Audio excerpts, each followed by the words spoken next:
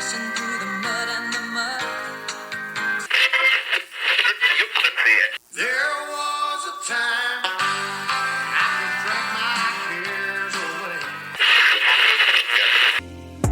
away. Welcome everyone to Podcast 69 South, where we cuss and discuss true crime, cold cases, current events, and hot topics, along with our state of society today. This is your trigger warning. Our podcast content is produced for adult listeners 18 years of age and older. We discuss situations that may be offensive and triggering to some listeners. Sit back, relax, and enjoy. Welcome back, everybody, to 69 South Podcast. I'm your host, Chop, and with me always is my beautiful co-host, Julie. How are you doing today? I'm good. How are you? Lovely, except for this heat wave. I hope everybody's out there staying cool because it's hot. And hydrated. AF where we're at today. Today we're going to be digging into the murder of Leslie Houston, and I'm not sure where she was originally from, but when she had passed away, she was around Anderson, Indiana. Yes, she was. And last October of 2024, at approximately 9 p.m., the Anderson Police Department got a 911 call to the Daughtery residence. Now, it was a call for medical assistance. So the Anderson Police, Fire Department, the EMS, they all arrived on scene and began performing CPR on the victim. Basically, her boyfriend of 7 years, Husband. or they was married? Yeah. Of 7 years, he had called 911 asking for the medical assistance, like you said, and he had said that he had got home from work and he had found Leslie, that she had fallen and broken her glass. He said he found her on the floor and woke her up, and she denied needing an ambulance. In the kitchen. In the kitchen. Wow. That was weird. That is weird. Now, in another conversation with an officer, Daughtery stated that the Anderson Police Department was just at their residence the evening prior for a welfare check on Houston. So an internal records check, corroborated that, and the officer had responded at the request of Houston's daughter. Now, the officer got there and spoke with Mrs. Houston, who confirmed that she was okay, so the officer left the residence. Now, the officer conducted an initial interview of Mr. Daughtry. Daughtry had stated that he had came home from work and he found Houston sleeping on the floor, covered with a sheet and her head on a pillow. Daughtry said that he later got her up, put her on the couch, and spoke with her. Later in the evening, Daughtry said he heard what he thought was Houston vomiting on the couch. Daughtry stated that he went to the living room and found Houston and that she had vomited on her arm. Daughtry stated he put her on her side so she would be safe from her vomiting and called 911. He stated he attempted CPR while talking to dispatch. Daughtry denied any history of abuse between himself and Leslie. So Leslie was transported to St. Vincent Hospital, and when she got there, they did a CT scan and located a massive intracranial injury. A neurosurgical team in Indianapolis reviewed the findings of, her CT scans and x-rays and all that stuff, and concluded that her injuries were not survivable. So she was hurt pretty bad. Really bad. It was also noted that Houston had numerous bruises and other injuries in different stages of healing on her feet, on her arms, legs, neck, breast, which were consistent with intentional infliction of injury rather than an accidental cause. We see this a lot when we're investigating stuff like this, where there's been abuse to a victim. It seems like a lot of the times we see where they find out that the victim has injuries in different stages of healing. Like the abuse has been going on for a long time. They get abused, and then they're healing up for a little bit, and then they get abused again. So that's how they can kind of tell. So why you know that if she's a victim of domestic violence and it's him perpetrating it, that he's going to know she's got those bruises all over her body. Absolutely. So why lie about it? Because the extent and nature of the findings were consistent with domestic abuse and possibly strangulation. Houston also had acute alcohol intoxication as a result, and doctors expressed concern that Houston's injuries were the result of foul play. Acute alcohol intoxication means a little bit of intoxication, just like an acute triangle. I always made the difference of acute triangle and an obtuse triangle. The acute one was a cute little one, so it's always a little and obtuse is big, if that makes sense to everybody. What a way to remember it. I have a weird way of thinking about shit, but it works out for me. So at this point, with the injuries in various stages, and they could tell that it was some foul play, maybe some abuse somewhere, they start interviewing people at the police department. Houston's daughter had played the detective a voicemail that she received from her mother 16 days before her hospitalization. In the voicemail, Houston tells her daughter that she is done and that she has a head injury and is unable to take a shower. Houston tells her daughter that Daughtry has been hitting her and will continue to hit her.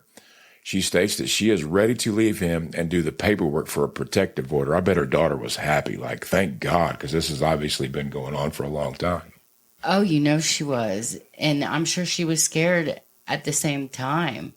Now, on October 12th, 2024, medical staff at the hospital advised that Houston had a brain bleed believed to be caused by blunt force trauma. But here's the problem. There were no visible signs of injury to her head. So did this happen previously? And, she's just been injured for a while and maybe the outside bruises have healed up in her head. So that probably stalled the investigation if there wasn't an obvious sign of trauma on her scalp, is what they're saying. That's what I thought.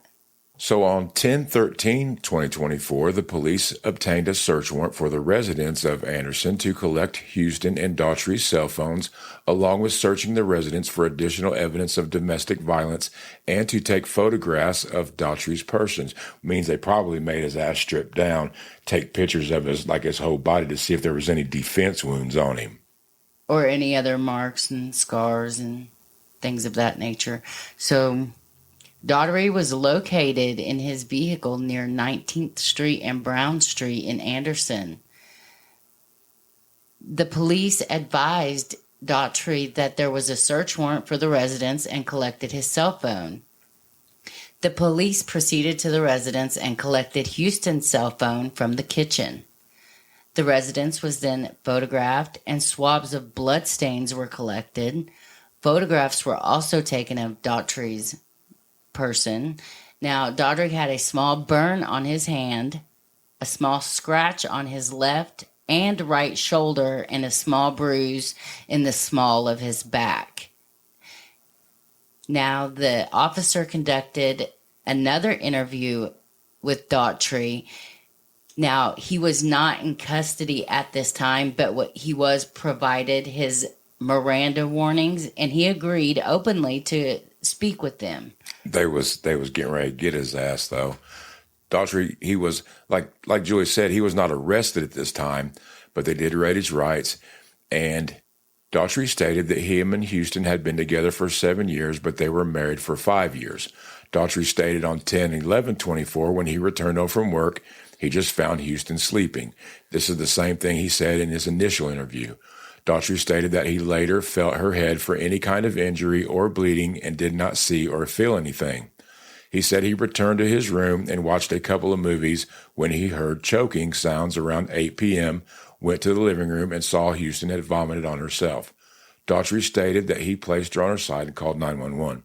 Daughtry attributed the bruising and injuries on Houston's body to her drinking and falling when she is drunk. Daughtry denied there was any history of domestic violence between them. So there's a little bit of difference in there in that interview. In the initial interview, he didn't say anything about going and watching a couple of movies. A couple of movies is at the least 4 hours. Right. And then he outright denied a history of domestic abuse between them. As we're going to find out, that was some bullshit.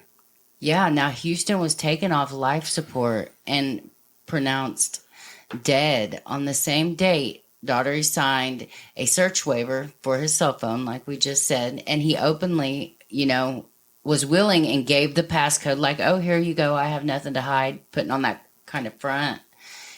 Houston and Daughtery's cell phones were both submitted, and they were taken for forensic analysis. So on 10/21/24, they performed an autopsy of Houston at St. Vincent's Hospital in Anderson by Dr. Sean Swatkowski. Damn, I'm glad I said that right.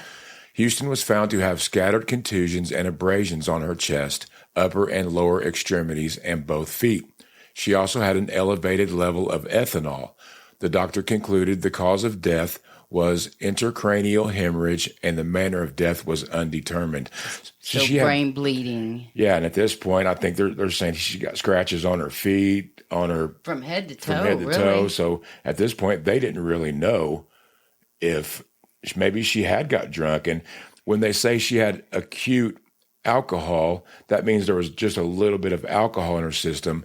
But they said that she had a highly elevated level of ethanol, which is basically the byproduct of alcohol after your body starts processing the alcohol. Oh. So it shows that she probably did drink a little bit. We'll be right back. Hey everybody, it's Chop here at 69 South. We have gathered quite the following of new and faithful listeners. In fact, we're in 72 countries and 1,600 cities. Excites the shit out of us, to be honest. We have countless downloads and streams. If you're a small business starting out or an accomplished business looking for some good advertisement, shoot us an email at 69southpodcast@gmail.com. The 6 and the 9 are numbers, southpodcast@gmail.com. Thank you for listening. Have a good day. We will send you a advertisement package.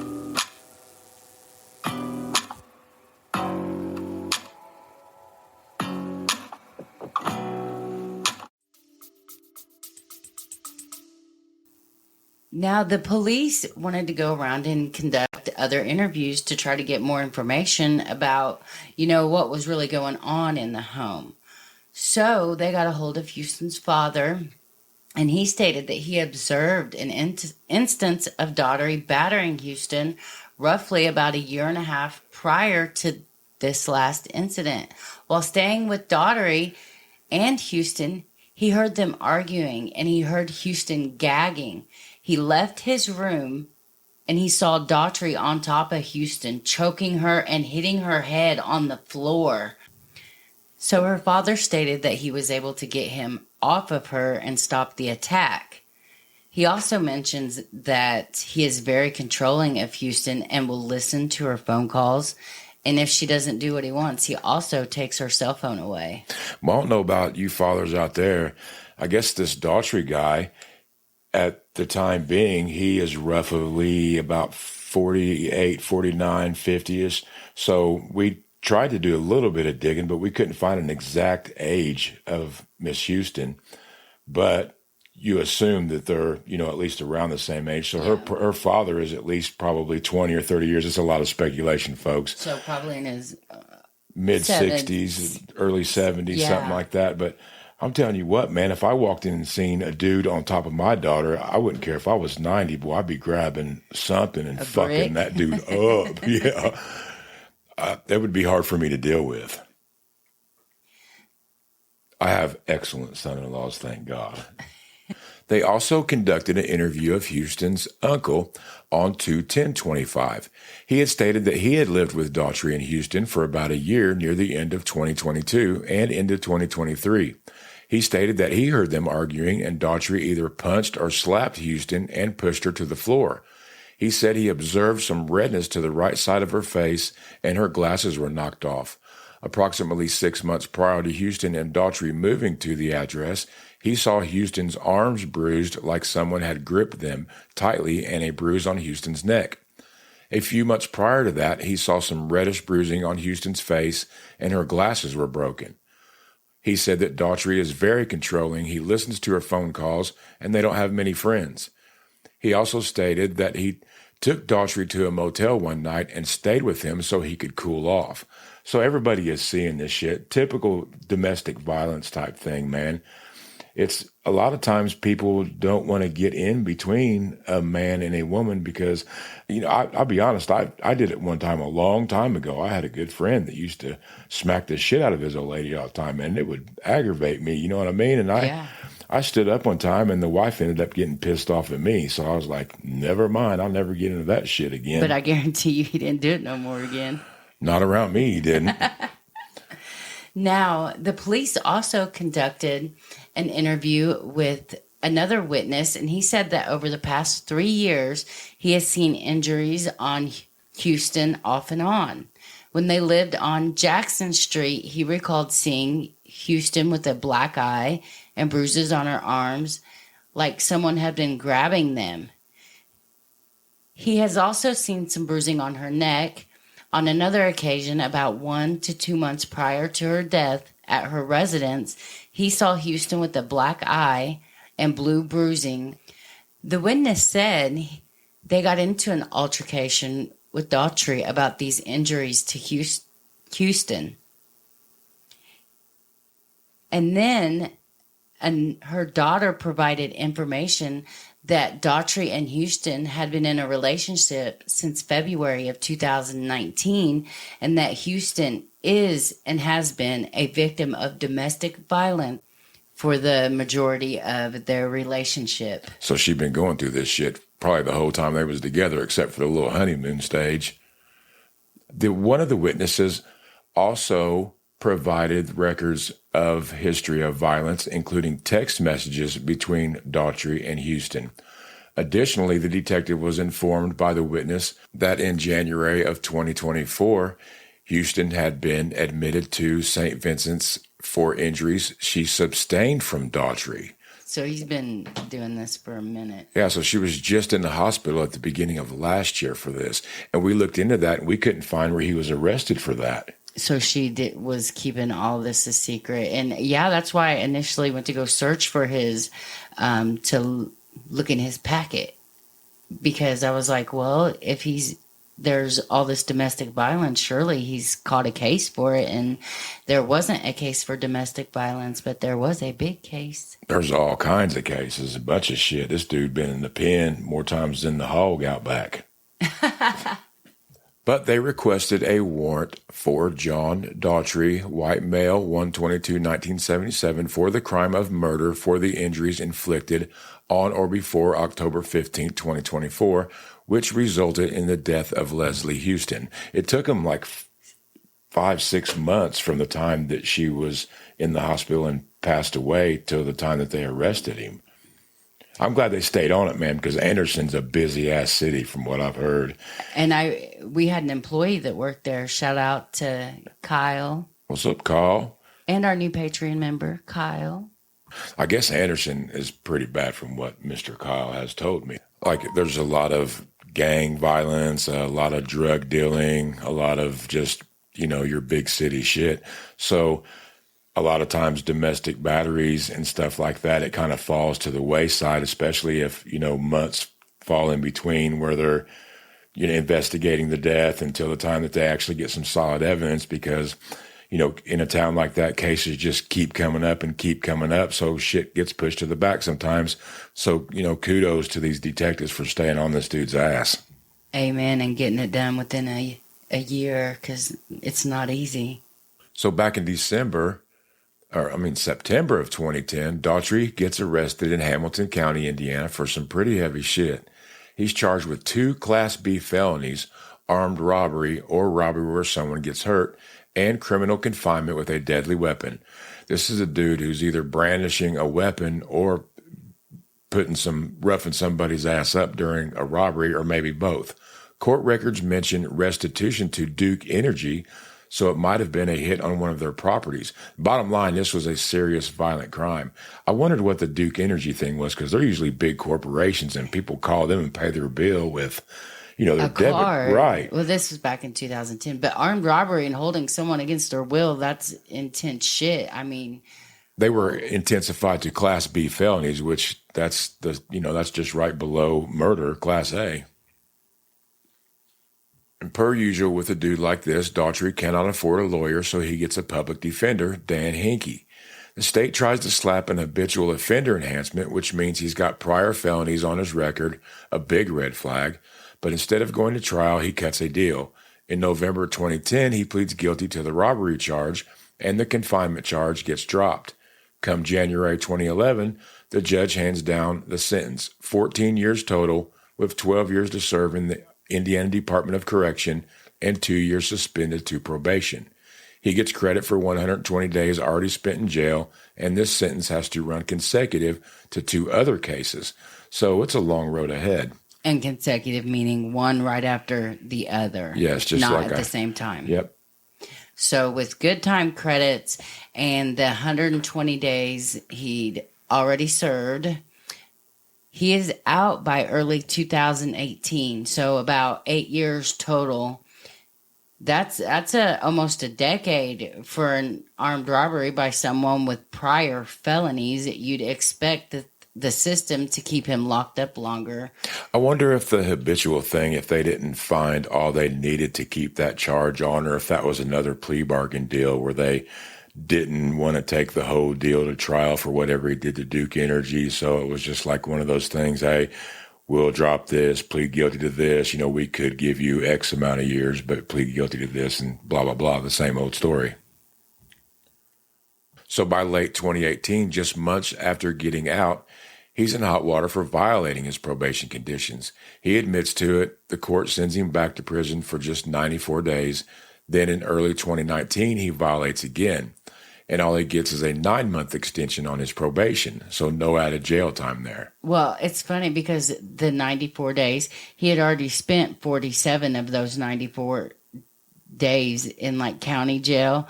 So he just had to go for that short amount of time. And then he wasn't even out a month before he violated probation again. That's why they sentenced him to 94 days in prison, because he'd done 47. So 47 times 2 would be 94. So they're like, okay, time served on that one. Go on, get your ass back out there. Be good. You would think for someone with a record like this, like how does that even happen? You would think a habitual violent offender would have harsher consequences.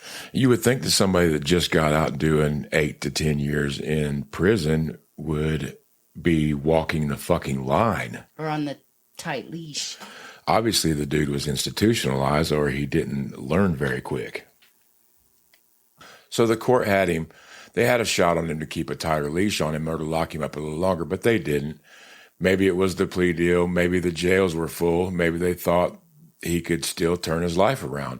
But when you look at his record, it's hard to justify going easy on the dude. I mean, these jails in some of these Indiana counties are so full, man, they have to pick and choose, you know, who they're keeping and who they're Like not. keeping the worst of the worst. Yeah, I would hate to have that job of being the one to have to say, well, we're full, so we let this dude, and this dude out because I think they may be rehabilitated or their crime this time wasn't near as bad as what it was.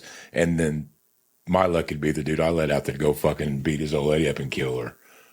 And then that's got to be way heavy on, you know, judges and prosecutors. Oh, you know it does. It has to. Absolutely. Now, you mentioned that habitual offender enhancement in the 2010 case. What's up with that, and what else is on his record before the robbery? Well, before the 2010 robbery, Daughtry had already done multiple time for multiple felonies. In 2001, he served about a year and a half for theft. In 2002, he got 2 years for forgery. In 2006, he was hit with almost 6 years for another forgery charge. So by 2010, he's got 3 felony convictions under his belt. That's why the state pushed for the habitual offender charge enhancement. It's a tool to add extra years to the sentence for people who just won't stop breaking the law. So he was had been to prison oh, 4 times before. Yes, 4 times literally in prison. Not just 30 days in the county jail, not just this, literally DOC number. That means you get a prison number. That means you go to prison. It's, prison and county jail, there's a big difference in it. So 3 felonies before he even gets to that robbery. It's just a pattern over and over and over again, a criminal pattern. So what would have happened if they didn't drop that enhancement in 2010? I mean, do you think he would still be there? Well, if the habitual offender enhancement had stuck, it could have tacked on 6 to 20 years to his robbery sentence.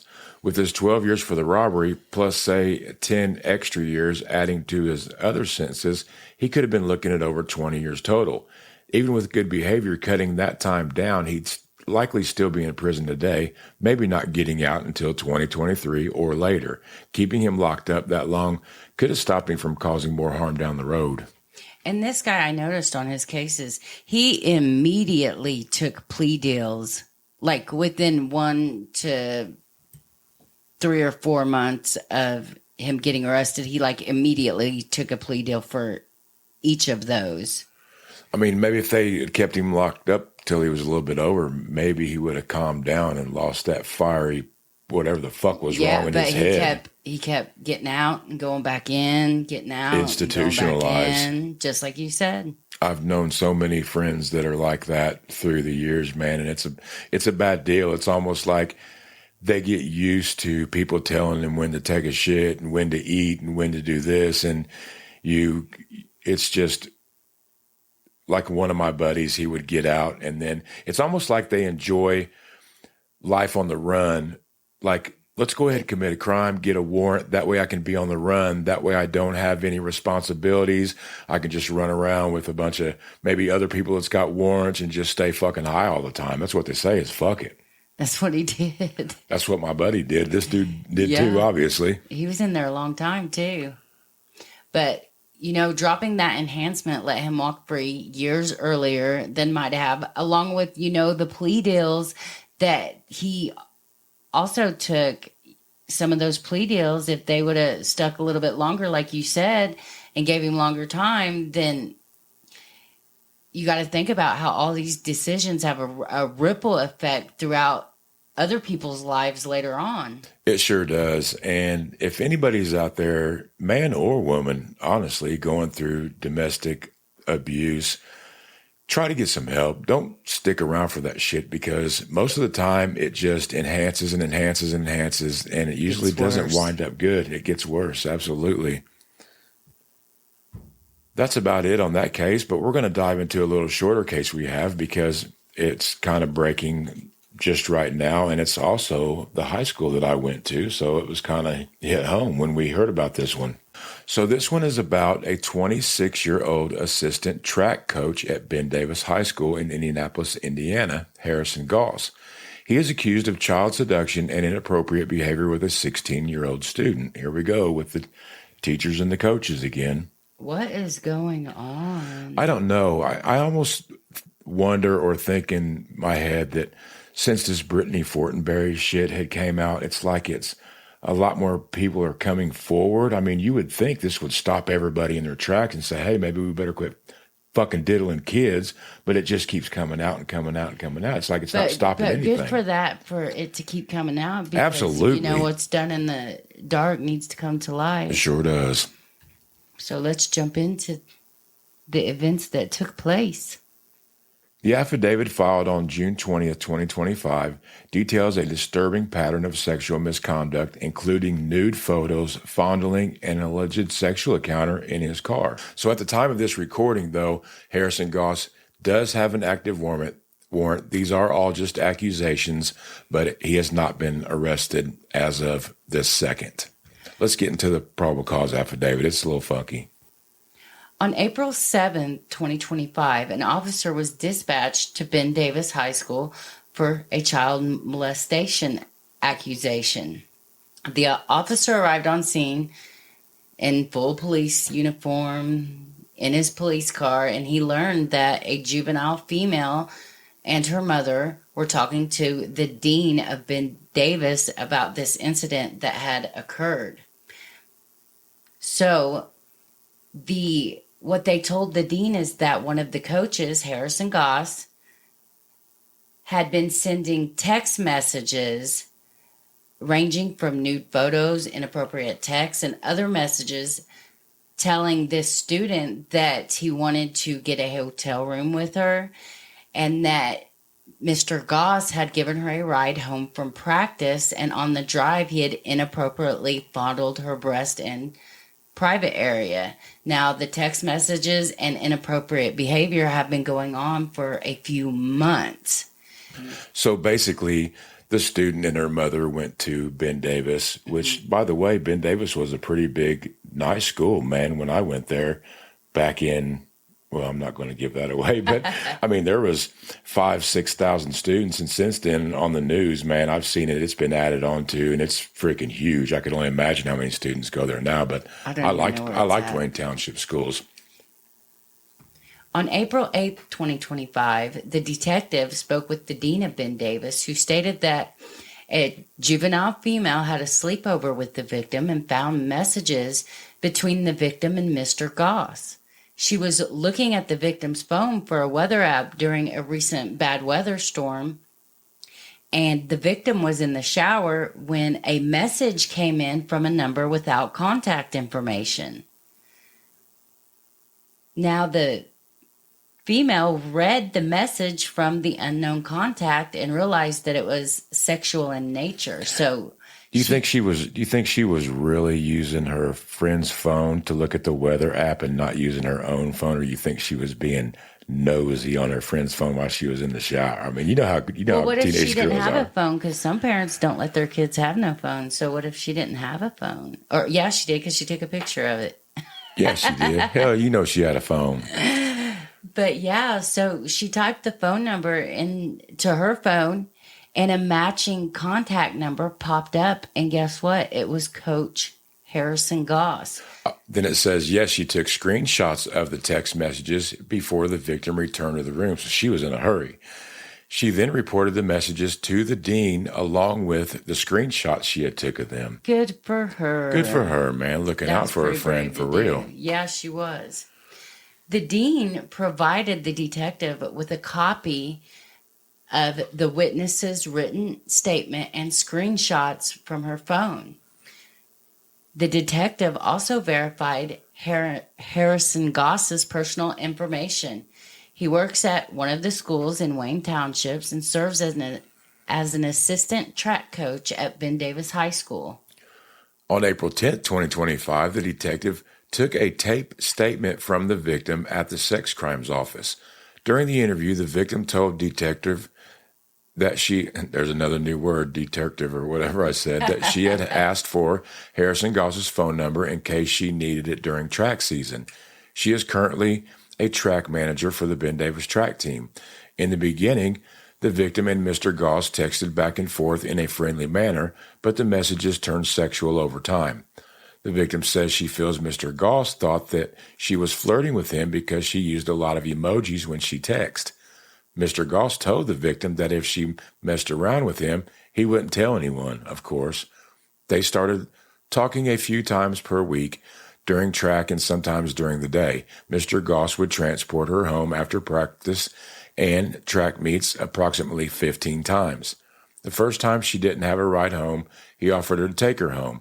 She started asking him for a ride home after that incident. She told her mother that her coach was bringing her home. She was not specific about who the coach was at that time to her parents. Now, Mr. Goss started texting the victim and asking her to do sexual things with him. She told him that she wasn't going to do that, and he did ask her to send him nude photos, which she declined to do. Good for her. And then, disgusting Mr. Goss did send nude photos of himself to her. Shame on him.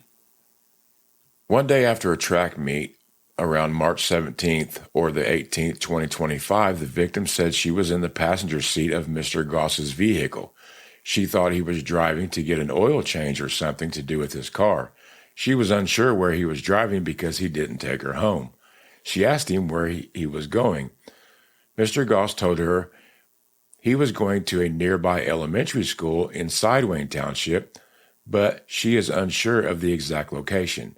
When she asked him why he was going there, he told her he was taking her to the school to do sexual stuff with her, and the victim does not remember exactly what she said to him or what she told him at the time, but she did tell him that she wasn't doing that type of shit because he is a grown-up. Mr. Goss told her she could get in trouble for texting him back. So here we go with the threats. Well, you was already texting me, so, I could turn you in. You accepted That's these. intimidation. Absolutely. You accepted these nude photos of me, so they'll probably find them on your phone. You ain't said shit. We could both already get in trouble, so, Scaring her. The victim thought he would tell the school, so she did what he asked. She had sex with him inside his car, in a parking lot near a lot of houses. She doesn't remember the name. However, he did say that he attended the same elementary school when he was younger. So he took her to his elementary school from where he went to school, like in the parking lot there, and did that? Right. This is a 26-year-old man and a 16-year-old victim. The detective asked the victim to explain exactly how this happened, meaning she wanted her to go in detail a little bit more and walk her through every little thing. And the victim said at first they were in the front seat of his vehicle, and Mr. Goss told her again that she could get in trouble, and she explains that she had started talking to Mr. Goss initially through text messaging, and that he thought that she was coming on to him flirting because when she texts, she uses a lot of emojis. And young girls do that a lot. Mr. Goss told her that he would use that information to get her in trouble. She did not want to be in trouble, and she doesn't quite remember exactly what she said to him after this, but she climbed in the back seat of his vehicle with him. She knew that he wanted to do sexual things with her, and the victim tells Mr. Goss that, no, I do not want to do anything sexual with you.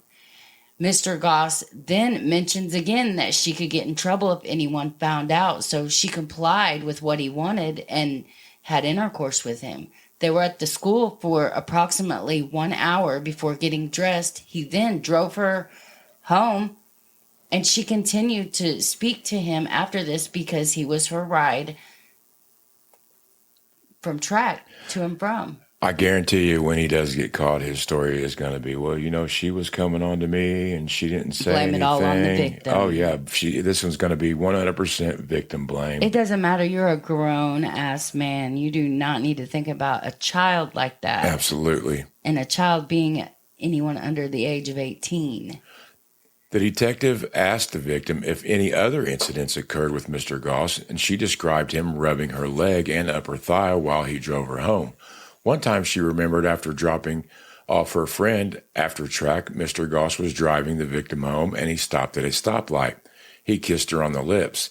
The victim stated that she did not want Mr. Goss to kiss her.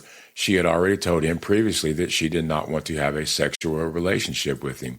She believed this happened before she had sex with him in the vehicle. We'll be right back.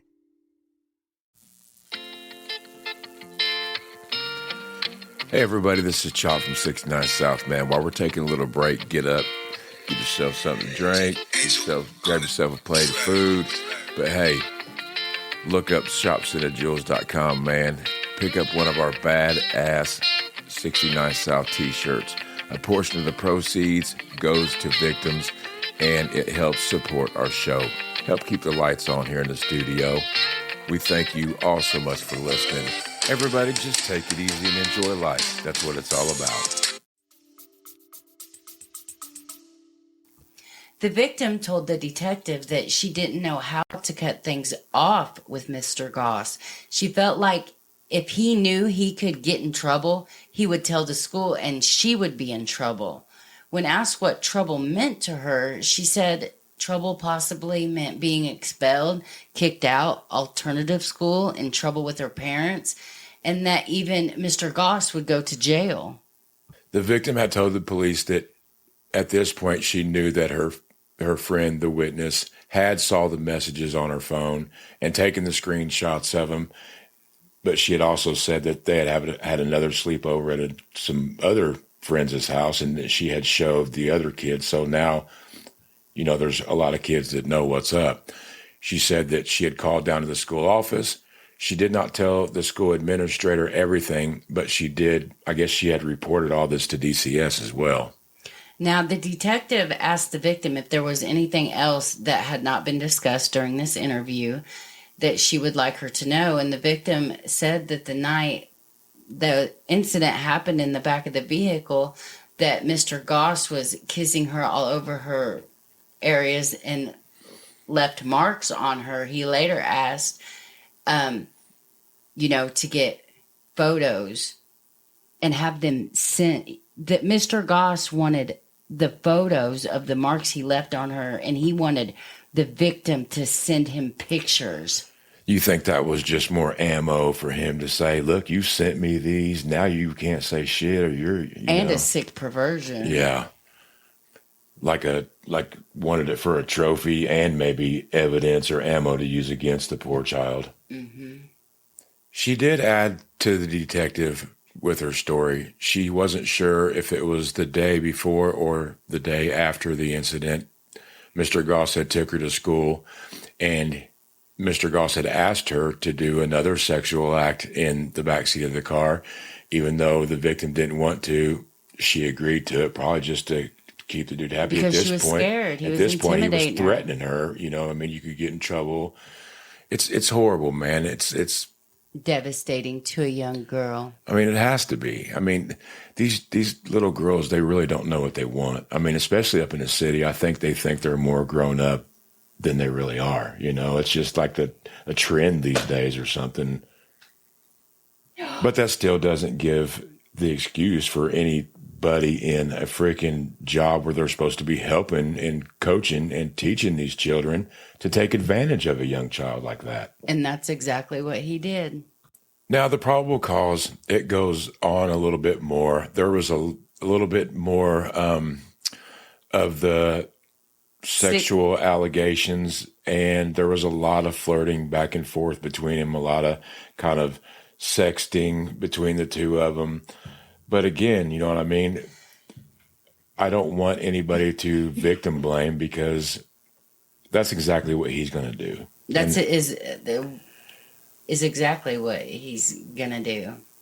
You know that they say that the human mind isn't fully developed until you hit 25. Yeah. Mine probably wasn't until I was like 30, but I think you're closer to 40. Yeah, you're probably about but right, anyway, really. Both detectives drove to the address listed on Mr. Goss's B&B registration. Upon arrival, they made contact with him. They explained the allegations against him and asked if he wanted to make a statement. Mr. Goss declined to make a statement without his lawyer present. So they provided a copy of a search warrant stating that he is to provide electronics regarding the investigation, which include his cell phone.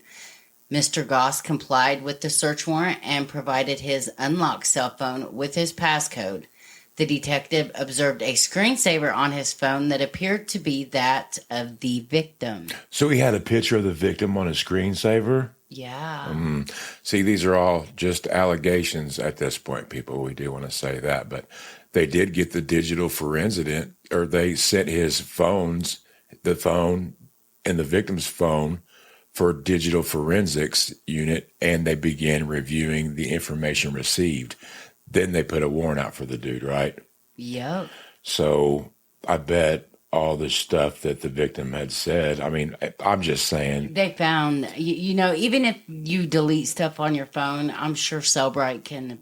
Cellbrite can pull it out. We've been investigating this shit. They can pull whatever the fuck they want to out of anything. They sure can. So keep that in mind, fuckheads. Leave these little kids alone. I was thinking when we were going through this, I was thinking there's no fucking way that with all these young girls knowing about the situation that he didn't have a heads up maybe about that somebody was getting told. But after going through it now, maybe it all went so fast he didn't have a chance. Because surely to God, if he'd had a clue, he wouldn't have handed the fucking cops his phone with his screensaver with the victim's I fucking bet picture on he it. had no idea that it was coming. So he probably didn't get a chance to delete shit off of his phone. Well, good. Good. That means they'll catch him with more things. I mean, and then it's not only going to be what they catch on his phone with information to do with this victim. What about, there's potential of child pornography or other underage girls that he's talking to? I mean, you never know. These predators that go after these young girls, they know exactly what they're doing. They know that they are over age and they're pedophiles. Like we've said before, it's like dope with these people. They do it over and over and over again. It's not just... And it gets them high. Something. It does something to him. And if this dude was a track coach and had a bunch of young athletic girls on his team, I'm sure he was probably flirting or, doing whatever to a bunch of them. I mean, He was doing whatever he wanted. Obviously. Unfortunately, this poor child is a victim now, and she's got to live with this shit the rest of her life. So I hope that he gets caught, and I hope the child gets the help she needs to move on with her life. And the faster, the better, because I'm sure it's got to be stressful on the victim knowing that there's a man on the run.